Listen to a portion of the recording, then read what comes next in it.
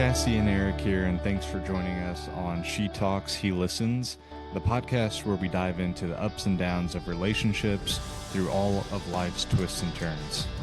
We're here to share our journey with you and explore the many lessons we've learned along the way. Whether you're just starting out, hoping to strengthen your relationship, or working to reconnect, we've got you covered. Join us as we challenge and inspire you to grow together and become the very best versions of yourself, side by side. Hey everybody, welcome back to She Talks, He Listens. Hey everybody, we're so glad to be here. Glad to be here with y'all. Had to take a week off. Yeah, we've had quite the last really week and a half. 10 days. 10 days to be exact. Who's counting though? Not us. Yeah, our toddler ended up getting the flu and we got a call about a week and a half ago, and It's been downhill ever since. We have been living Groundhog Day. Yeah, ever since. Yeah. Yeah. This morning we finally got back into our routine, and She is at school. She is at school. We could record. It was tough transition though. Yeah. We talked about doing, we talked about doing a night to record, but it doesn't work. Yeah. But I mean, today we had to bribe her with a Dunkin' Donut. Yeah, Dunkin' Donut date. And yeah, it was just nice getting back in the routine, although it was like pulling teeth to get her to do stuff. So. Yeah. Which now I'm trying to get sick because that's what always happens. Your kids get sick and then you go down. We also thought last week that we were going to be having the baby. That's right. And then she has kept us on our toes ever since. And I think tomorrow will be the day. I feel like we're going to go to the doctor and then not come home. So it was record today or don't record. Yeah. So we are so excited because we have a great topic today. We're going to talk a little bit about just some of the weird things that have happened over the last couple of weeks with the pregnancy. But then we're going to dive into a really fun pet peeves game, and I'm so excited.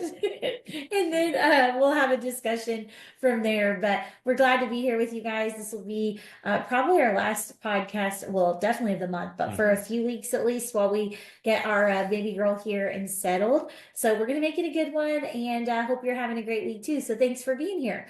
To kick off, I do want to talk a little bit about the comments that have been being made to me directly over the last couple of weeks. Yeah, I mean, I don't know all of them. Normally you would, be shopping or, out by yourself or whatever the case might be, traveling, and, people would make comments, and I didn't really, it's not that I didn't believe you, but I just didn't believe that somebody, could say something like that. And then over the last few weeks, as I've been going to the grocery store and running errands with you, it is just kind of crazy to think what people think is acceptable. Yeah. When you say make comments, we're talking about my size and me being pregnant. Yes. And I do not understand why anyone thinks it is okay or socially acceptable to comment on someone's size. Like I wasn't this big with Hallie. I wasn't. And I'm all of 5'1", like maybe 5'2" on a good day, 5'1.5". Mm-hmm. And I pretty much like blew up like a balloon much earlier this pregnancy, which everyone's like, it's normal, it's your second. Well, now apparently I'm just a walking freak show, because that is how I'm treated in public by really just women. That's like the crazy thing. So at first you got to experience it with me in the grocery store. That lady, I wasn't even there. I was in your vicinity. Yeah. She came up to me and was like, is your wife okay? Is her due date tomorrow? And I'm just like, no. Yeah. It's like are you ready to pop question? Well, the worst, the worst was last week. I went into the OB. I had to go by myself because you were homesick with our toddler, and I walk in and I am not kidding. I'm not kidding. This older woman looks at me and goes, oh my goodness, with complete disgust, and then says nothing else and just stares at me. And I almost cried, y'all. I really did. I almost cried because we'd had a rough morning. I was worried that the baby was going to come while Hallie was homesick. Like there was just a lot going on. I was overstimulated, and I am large. I put my pants on. Like I don't need her to tell me that. Like she's pointing out a very, very obvious fact. And she just said that and then stared at me and I couldn't believe it. And luckily I kept my Jesus. Like I did. I did not say anything back because I was like, this is not the time or the place. But then everybody else in the lobby was just looking at me. And it's not like I was at Weight Watchers. I was at a bit like I was at my appointment to get checked for the baby. And I talked to a friend after and she was like, well, what did she say after that? I was like, what do you mean? She goes, she just said those words. And I said, yes. And she goes, that makes it even worse. I said, I know. Like, I don't get it. So if you're a woman listening to this who has either experienced it like this or has thought about commenting on another pregnant person's size, just don't like are you about to pop or, oh my gosh, you're so big or are you in pain? Does it hurt? Like these are not questions or comments we need. I am uncomfortable and I am very aware of how big I am. And it's just crazy because it's women. Like I haven't had a man say anything, but women are like, Also, we don't need anyone touching her belly. yeah, people touch you and make faces. I mean, the looks of like pity and like I don't know. It's just it's been absolutely insane, and it really has pushed me over the edge the last couple of weeks to not like want to go anywhere because I do. I feel like I should be in the circus. But I will say with, going to the store with Hallie, that's when the men open up the Yes. inappropriate Oh my gosh. comments. Yeah. Yeah. It's like, It's like oh, I'd like to take her, home with me, or talking about what she's, she looks like. just the cutest, or It's all yeah, it's like cringy. just Just stop. keep your thoughts to yourself. Yeah. Like, Yeah.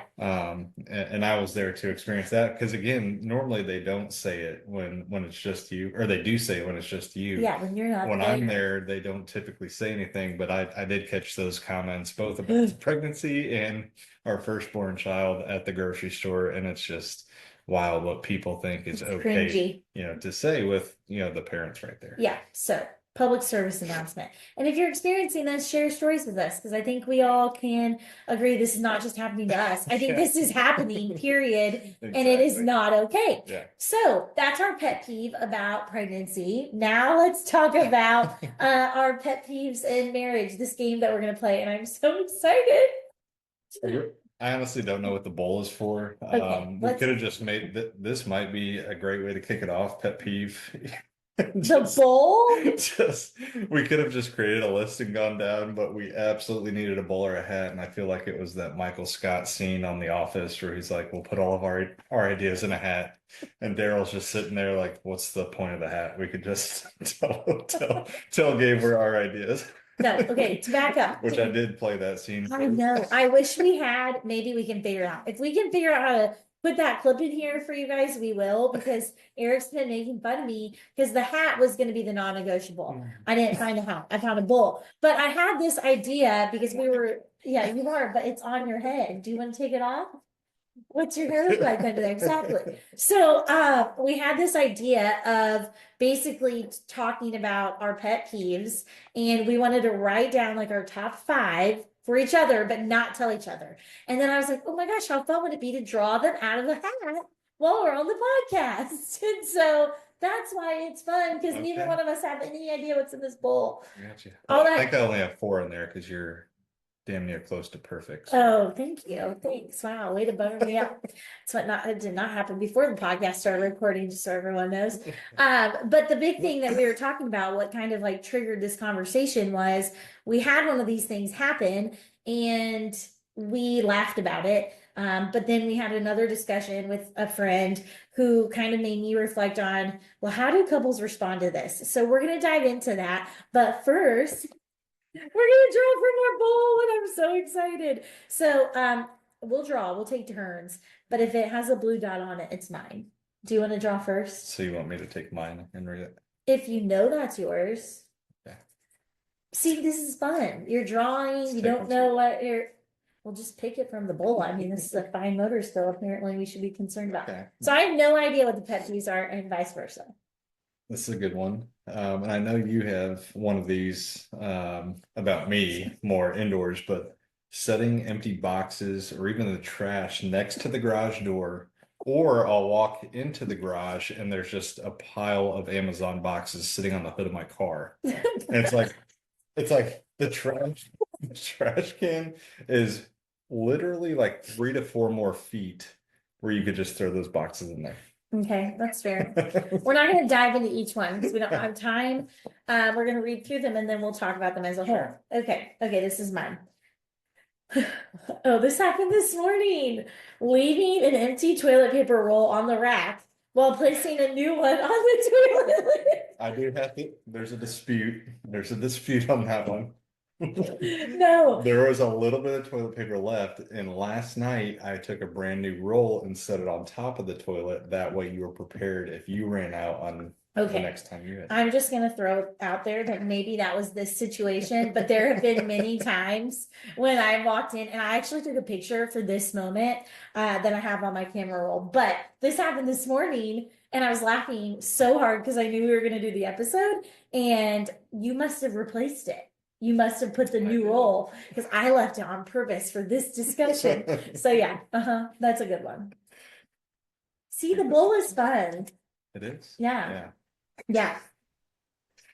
All right. So this kind of goes back to our vision board and talking about what we want to accomplish, and kind of getting into the financials and things like that. You're really having to tee these up.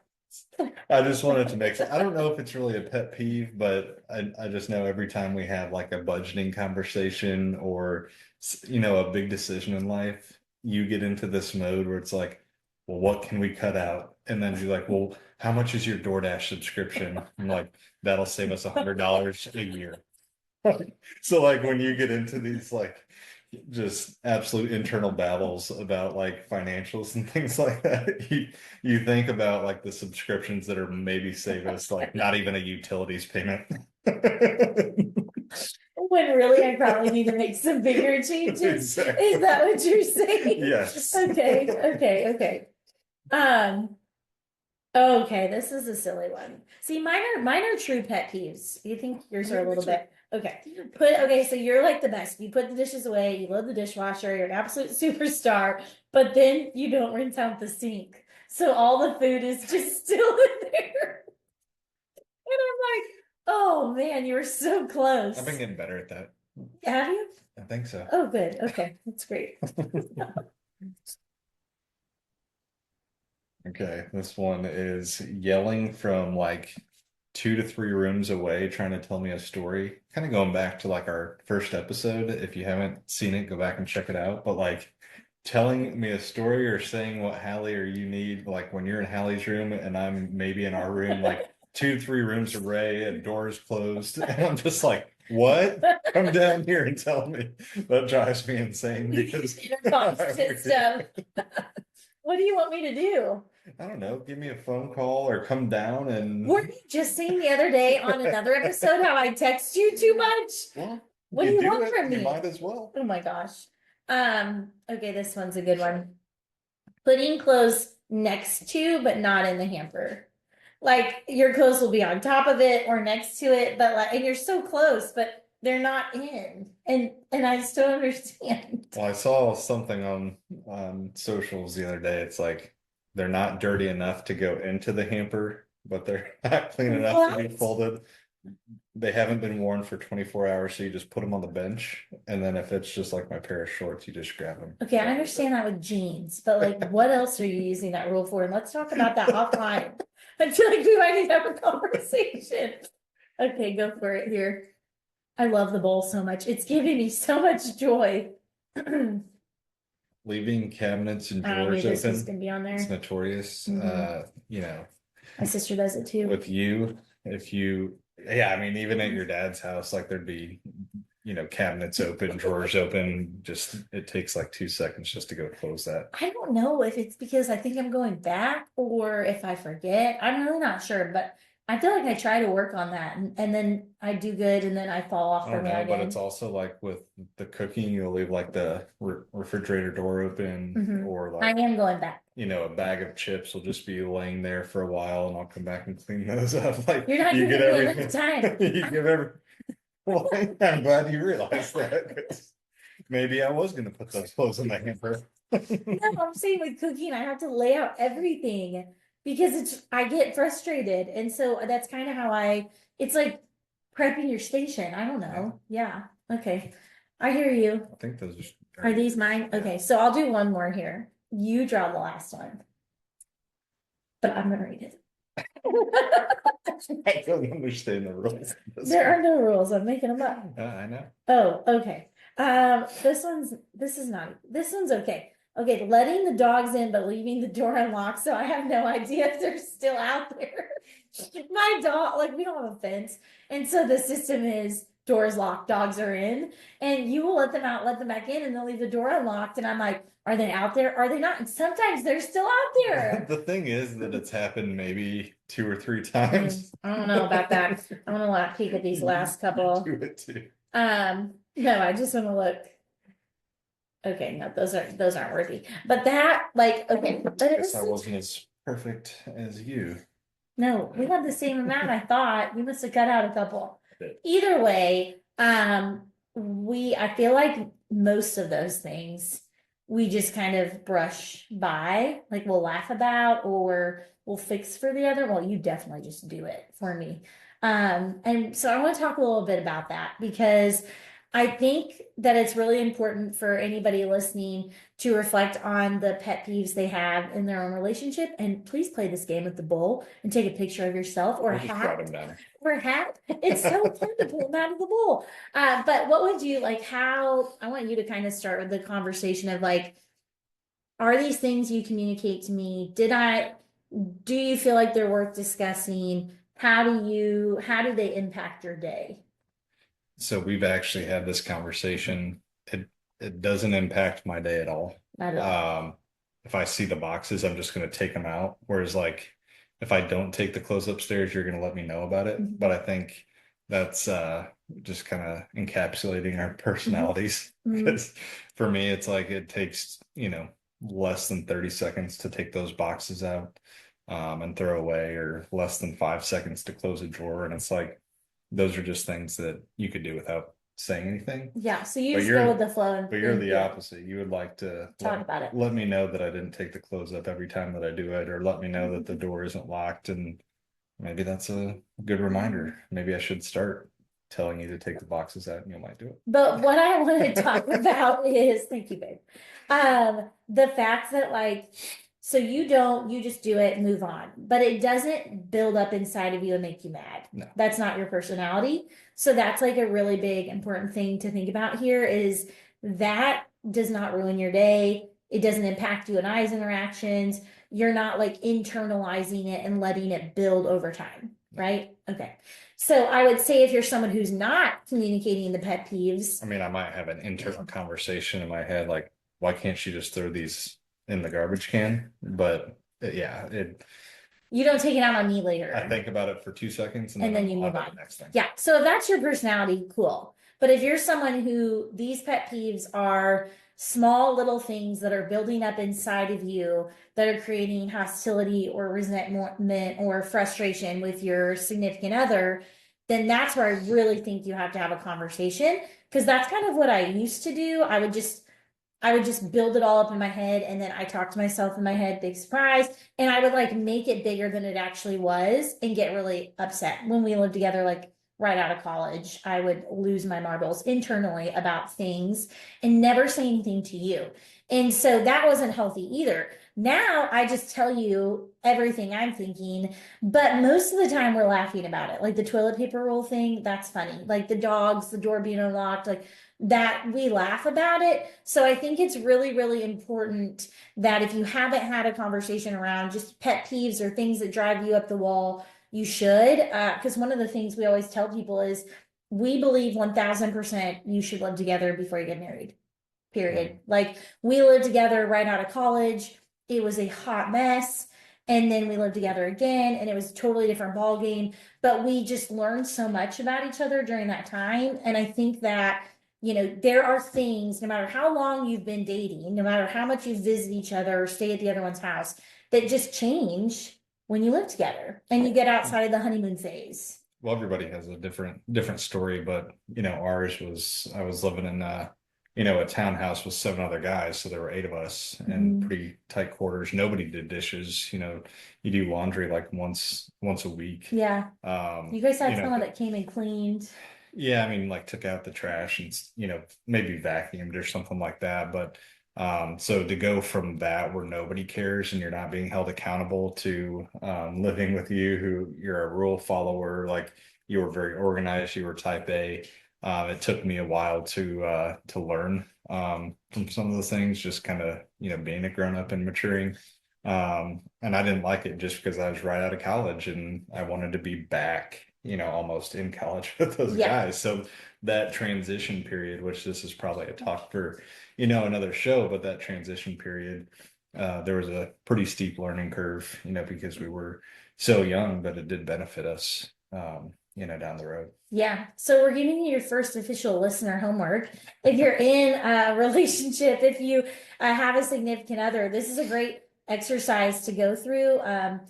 With or without the bowl, with or without the hat. I'll leave it at that. But I think it's one of those things that these are good conversations to have proactively to find out what works well for you versus your partner. Because I do build up stuff and I can get frustrated. I'm easily overstimulated. I have a horrible temper. And again, it's just like I know that about myself. So in working through counseling and our marriage and all this kind of like personal growth, I've recognized that just talking out loud helps me, even if it's silly. And I appreciate that you let me just kind of talk about all of it because talking about it helps me move on. And then I'm like, okay, I said it and moved on. Whereas if I talk to myself, there's a lot going on up there, and it's not always good. So I think that doing something like this, having those conversations, and deciding how you're going to react. So you brush it off, move on, put the boxes in the trash. I talk about it with you, move on, we laugh about it. I think just figuring out what works for you is super, super important. Because at the end of the day, if it's going to cause a fight, these are such small little things that I feel like can be adjusted or laugh. Like there's no reason to let this drive a wedge in your relationship, big picture. And that's what initially sparked this conversation was, listening to different stories from people we know and love who little things like this are driving a really big wedge because little things add up to be the big things. Yeah, they can snowball, and then when a big thing hits, well, all these little things are still out there in the universe, and those are talking points when that big thing does happen. So yeah. So we'll close on the note of put your trash in the trash bins. Lock your doors, put your dirty clothes, which we still need to talk about, in the hamper. You see me every day. You know what I'm wearing. I was just saying that I saw that online. That's very interesting. Okay. And the next time that we see you guys, we'll probably have our little baby girl with us. So thanks for being here. Another really fun episode. We appreciate y'all, and we'll see you soon. See you soon. Thank you. And remember, no matter where you are on your journey, every step is a chance to grow together during both perfect and even imperfect moments. We'll be here to help keep the conversation going, so join us next time for more insights, lots of laughs, and our story. Until then, keep talking, keep listening, and keep showing up for each other. See you next time.